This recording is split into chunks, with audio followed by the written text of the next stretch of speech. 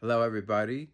This is Steve, and I'm rounding off this week of Israel updates before the weekend, in which I know you'll all be busy, and I'll try to take a break for a couple of days from this war, which I've been monitoring nonstop all day, every day since it started. It can sort of wear a person down, especially seeing all the footage I've seen the last week.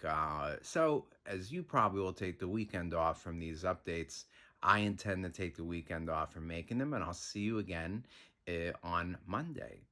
But before I begin this final update of the week, I'm just going to remind you to, if you can, hit the like button, subscribe to the channel, write a comment. All of these things are supposed to help the algorithm that promotes the video through the YouTube system, hopefully getting more views and growing the channel. Anyway, I struggled to decide what to call this video. I was going to call it either Who Sits in the Seat of Power Today Over Israel, or by another name, which would have been 1967 or 1973. What's the correct template going forward? And they sort of dovetail as these two subjects into one. Now, I'm going to append to this video, if I can, a link to a podcast that I listened to last night that I found very insightful. 99% of what I share with you comes from Israeli sources in Hebrew, and I just mediate them and translate it all to English to share with you. But this is one of the few occasions where I'm going to actually share a little bit with what I heard from an English-speaking podcast, and I'll link the video at the bottom of my own video so that if you want to listen to it, it's about an hour long, and it's from a magazine called Commentary Magazine, their podcast, and it was worth the full hour. So the name of the episode was called Why Are They Holding Back? And it explores the subject of what in the world is taking Israel so long to start its ground campaign.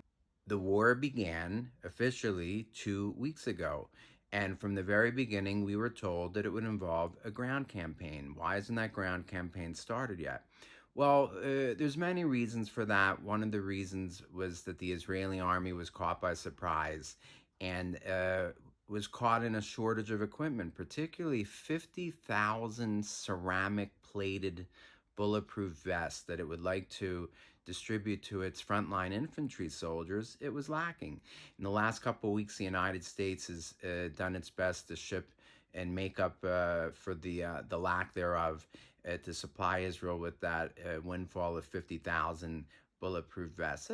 Things like that have been holding it back. But the real reason is that constant shadow that's cast over everybody's calculations and strategizing, and that is, what's Hezbollah going to do? Now, I told you over the last couple episodes that Hezbollah's chosen to sit out for now.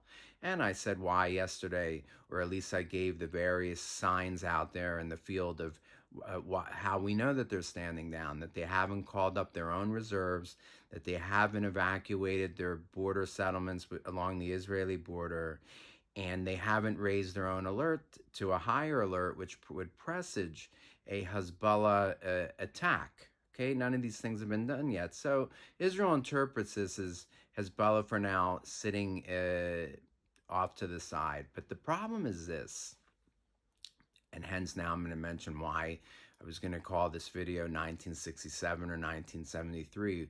What is the paradigm going forward? Israel is currently governed no longer by Prime Minister Netanyahu, but by a troika, a triumvirate of three. Netanyahu, together with a guy by the name of Benny Gantz, together with a guy named Yoav Gallant. The three of them together decide on every act and action taken in this war. An idea is put before them by the generals, and the three of them vote on it. One of them is the tiebreaker. Well, according to this podcast that I suggested that you listen to as a follow-up to my own video, they were debating among the three of them whether to attack Hezbollah preemptively, thus following the 1967 Six-Day War version of Israel, in which Israel takes the initiative at its own time and its own choosing, and not at its enemies' choosing. Who was in favor of that? They said that the guy Yoav Galant, he was in favor of that. Netanyahu was against it. He only wants to fight a one-front war against Hamas. Okay, and the third guy, Benny Gantz, well, he's the tiebreaker, and obviously, since that was put forth as an option to the three of them, they haven't preemptively attacked Hezbollah. So I assume that he sided with Benjamin Netanyahu on this, okay? And thus choosing the 1973 paradigm, which is to be reactionary rather than to take the initiative. Personally, I think it's a big mistake. Hezbollah's been arming for the last, let's say, since 2006. Has 150,000 rockets, including guided missiles with advanced guided systems. They can hit anywhere in Israel. And there will one day be a war with Hezbollah. So many of us say, well, why not now? While the whole army and reserves has been called under arms, 4% of Israel's population is currently under arms. That would be equivalent to 14 million Americans. That's obviously not been drafted to just deal with Hamas in the Gaza Strip. You don't need that many soldiers to do so. This is Israel's acknowledgement that the war can become regional, and many people have said, and in my opinion, reasonably so, now that the whole of the army has been called up, all the reserves have been called up, the northern border now has a large share, if not the lion's share, of these soldiers and armaments on the border there with Hezbollah. The largest town, actually Israel's northernmost city, has been evacuated, Kiryat Shmona. So now that's not in danger should Hezbollah unleash everything it can at that particular city. Why not now? Why not take the initiative?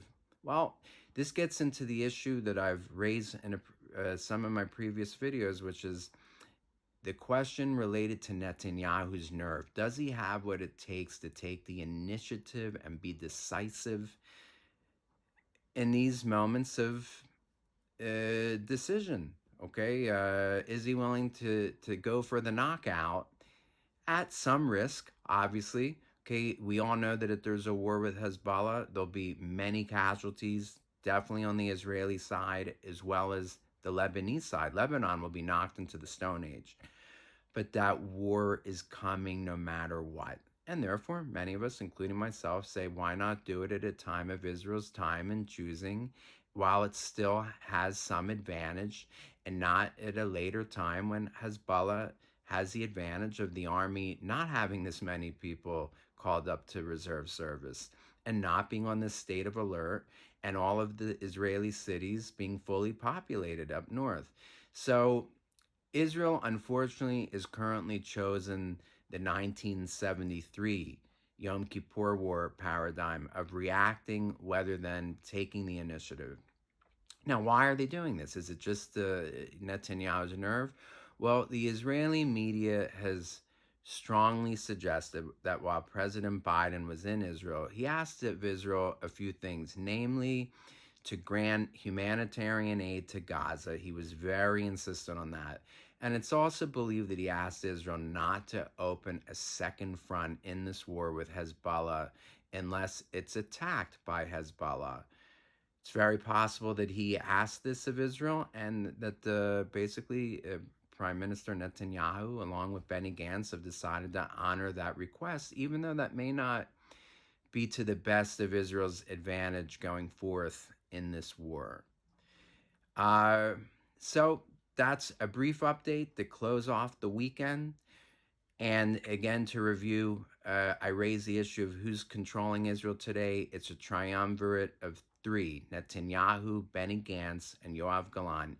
Each of the three have an equal voice in deciding what happens going forth in the war, with one of them always being the tiebreaker.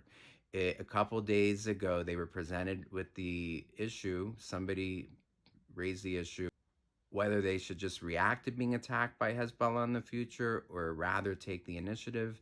And probably under the pressure of President Biden, the Troika chose to be reactive, to wait till the country's attacked. If it's attacked, it may not be attacked. Okay, but all of this basically probably a concession to President Biden, as well as granting the humanitarian aid into the Gaza Strip. Now, I will say here, I said I was going to close the video, but now I'm going to just say one more thing. Two American citizens, or let's say dual citizens of Israel and the United States, were released by Hamas of the 203 hostages. And for this, President Biden deserves some credit. He placed some pressure on the government of Qatar. The government of Qatar is the main mediator and sponsor of Hamas in the Sunni Arab world. Hamas's leader, let's say the political leader of Hamas, lives in Qatar.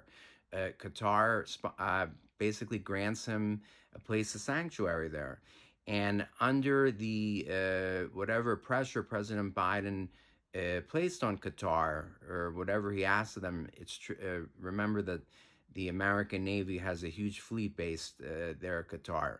The Sixth Fleet is based there. And therefore, through some sort of pressure, or whether it was a carrot or a stick, I don't know exactly which of the two it was, but Qatar managed to place pressure on behalf of the United States of America to release two of its hostages. That hasn't happened for any of the other dual citizens, the dual citizens of Israel and Canada, let's say, or Israel and France, or Israel and Germany. Only so far, two American hostages have been released, and that's because, guess what? America carries far more power and weight than all those other countries combined.